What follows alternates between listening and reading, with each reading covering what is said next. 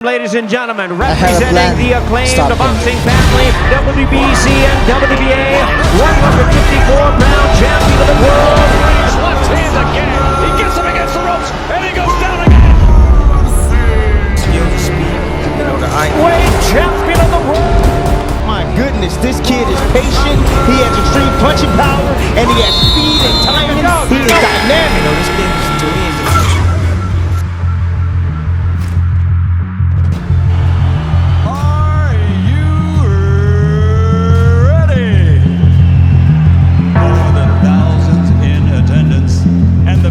watching around the world. Ladies and gentlemen. Yeah, Al, no. Are you joking? Little midget beat a bodybuilder. Well, I ain't a bodybuilder, sucker. If he's a little middleweight, and if he's no good, then easy money. But I just really want to see this fight. I want to see the best fight the best. There's been so many different excuses and so many things happening. I just want to see the fight on. Right now. What did you make of the press conferences this week? We'll talk Fury Usyk first and foremost. Obviously, you've had your back and forth with fighters on the top table. You've had a little bit of a chat with them all. Did you take anything from the antics of Tyson Fury and Oleksandr Usyk this week? Yeah, I thought Tyson Fury, I think it's old hat. When he starts with a name calling and starts doing personal insults on people's physical appearances, I just think it's not masculine, it's not manly. It's fun and games at the start, and you think, oh, Tyson Fury's funny, and he don't care what he says, and he's got a big mouth, and he's brash, and you know, he's from the travelling community, so he doesn't care. That's probably why he struggles to get sponsorship, let's be honest. Is a hard sell for a blue chip company when he's got the mouth, he's got the potty mouth, should I say, being polite. But when I watched it the other day, I've got to be honest, I'm bored of listening to him. I think he's embarrassing himself, and I thought that Oleksandr Usyk was class, pure class. Even though there's a language barrier and he struggles to get across what he wants, the looks and his body language and then the interpretation from the small bits that he does say, he came out of this looking very good. And Tyson Fury now is the bad guy that everybody wants to lose. I'm not talking about myself, I'm talking about the feedback that you get and the comments you read on social media and underneath the YouTube clips. Tyson Fury is doing himself no favours with his mouth. Carl, I'm just going to sort of butt in here, because John Stracey, who you know, John H. Stracey, one of our great world champions of years gone by, he put it on Facebook this week. He said, "Re Tyson Fury, could he really sink any lower?" Watching that press conference, Usyk showed nothing but respect as the great world champion he is, an ambassador for the sport. Fury, on the other hand, showed nothing but disrespect, animosity, despicable behaviour from a man who should be setting an example and representing our country. For those who think this attitude helps to build up fights, I disagree. That's from John H. Stracey. Yeah, it's all become a little bit of old hat, hasn't it, now with Tyson Fury? You know, when it started, it was a little bit of a gimmick, it was a little bit WWE/boxing, and it was bringing something new to it, but now I think it's gone a little bit too personal and the insults are a little bit too much. It's a gladiatorial sport, man, and you've got to respect the guys that get in there, and I get the banter, and I get the back and forth. He had it with Rosie, didn't he? I mean, but there's a certain line you don't go to. Yeah, but there's trash talk, banter, and there's a way that you do it. You can be charming, you can have a little bit of something about, you can have a little bit of a glint in your eye about it, you can be witty, you can be funny. This week it came across overly aggressive and unnecessary.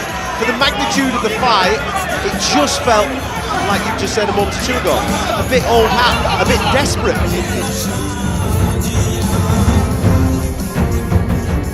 Welcome back, fight fans, to Moneytainment, where we will take a closer look inside the ring for the upcoming fight between Tyson Fury and Oleksandr Usyk. Ladies and gentlemen, brace yourselves for an epic clash on the horizon.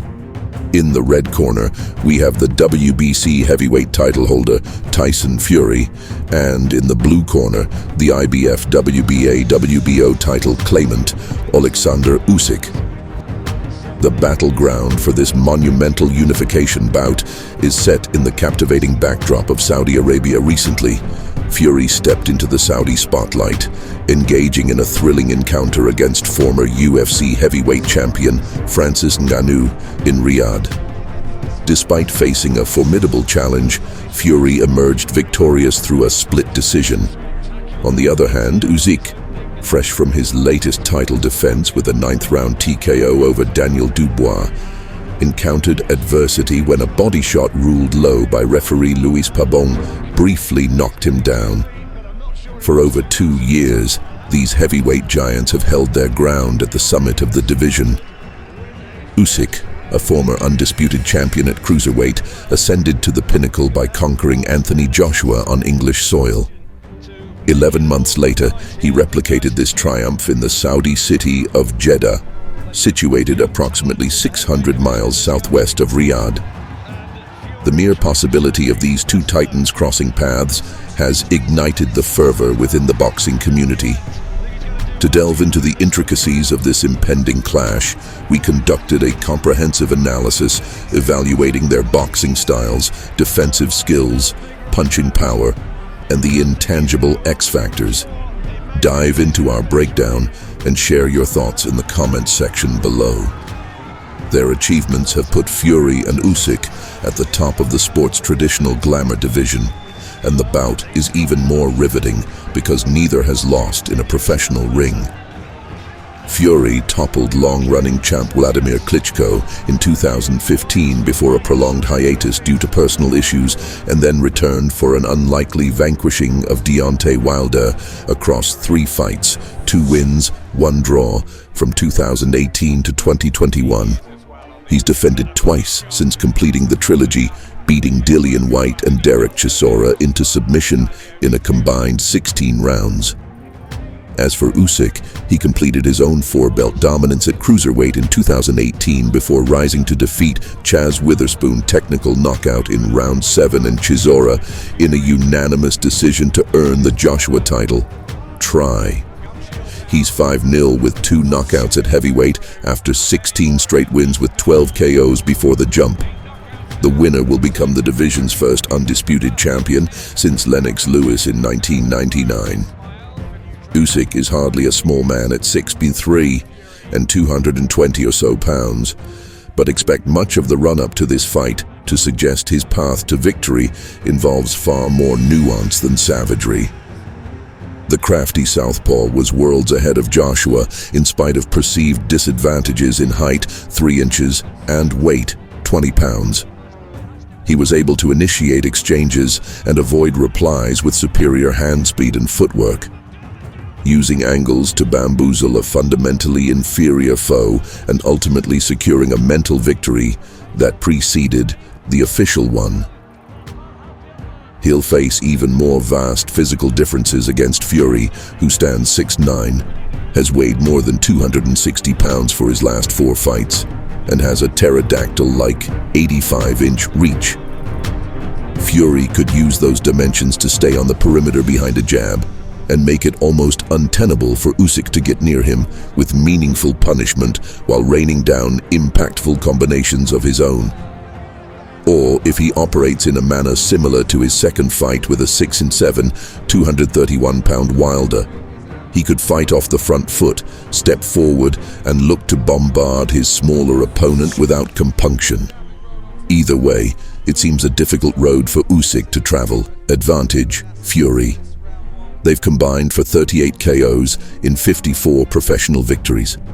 Nevertheless, neither Usyk nor Fury is lauded first and foremost for power. But that doesn't mean it doesn't exist. Usyk was never in one place long enough to receive powerful volleys from a bigger and presumably stronger Joshua, but he wound up being the fighter closer to a stoppage victory more often across their 24 rounds together. His individual blows aren't particularly devastating, but he amplifies their impact with superior precision and speed. The effect was similar in the recent fight with Dubois, who was similarly out of his element when it came to anything other than brute force. Ultimately, Usyk's KO didn't come from a single skull-rattling blow, as much as the boxing version of death from 1,000 cuts. Fury, thanks to his gargantuan size and ill ring temper, can find success when he decides to be the bully in the ring.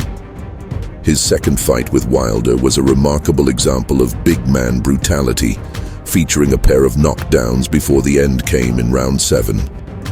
He can dump an opponent to the floor with a single blow or batter that same rival into physical uselessness over multiple rounds, which is again a significant obstacle to overcome. Advantage: Fury. It's not a luxury for Usyk to have good defense, it's a necessity. Given the size of the dogs whose yards he's been invading since moving to heavyweight, engaging in extended firefights is simply not an option. And it won't be any different with Fury, given the height and weight discrepancies that'll be in play come fight night. He simply must use footwork, instinct and savvy to avoid fight-defining shots if he's to get the bout into a back half, in which he may find an advantage due to his conditioning. If he can elude big shots and frustrate the bigger man with stinging replies, even better. Fury has remarkable recuperative powers as evidenced by the 4 times he climbed off the canvas across his trilogy with Wilder. But when he's not depending on those zombie-like powers as a means to victory, he can also do a pretty good job sidestepping major damage. His size alone provides a certain level of insulation against foes who have to compromise their own defense while trying to penetrate his, and he's also remarkably agile for a guy with his dimensions, leaving Wilder looking positively amateurish in spite of an Olympic pedigree. Bottom line, Fury's hardly a defensive sieve, but if Usyk has an advantage, it's here. Advantage: Usyk, Fury's X-factor. Will he take it seriously enough? When it comes to his in-ring activity, Fury has been an exemplary champion. He's never seemed in imminent danger of a loss in any of his 5 title fight victories, and has never needed to lean on a charitable official to get him out of an inconvenient jam.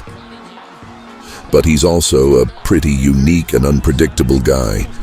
It's sometimes difficult to gauge just how seriously he takes his job while he's dabbling in the WWE or engaging windfall-seeking cage fighters. And his suggestion that he'd just as soon be chasing a bout with Ngannou's UFC successor Jon Jones at least ought to raise an eyebrow or two now that he's matched with his most decorated in-ring opposition. It'll probably be a non-issue. But if Fury arrives in December and doesn't seem prepared for what it'll take to beat a foe as good as Usyk, remember where you read it first. Usyk X-Factor. Can he perform on the biggest stage? There's no getting around it. Usyk's got a big mountain to climb here. Not only is Fury vastly larger than anyone the Ukrainian has ever encountered in a boxing ring, he also possesses a sublime skill set that'd be a trial regardless of his size. It's one thing to stand across from guys like Joshua, who's big but raw, or Dubois, who can be kindly described as one-dimensional. Usyk's toolbox alone puts him on level ground with those two, but Fury is an entirely different animal when it comes to talent. Much of the debate about Usyk's chances for success when he moved to heavyweight focused on the large men in the upper echelons of the division. And while it's true that he's managed to handle the flotsam and jetsam side of things ably enough, Fury's different. When he realizes the same tricks that foiled Joshua and Dubois don't have the same impact on the unbeaten WBC champ, it'll be fascinating to see what Usyk comes up with for Plan B. So guys, who do you have winning in this fight between Tyson Fury and Oleksandr Usyk? Thanks for tuning in to Moneytainment. Please like, comment, share, and have a great day.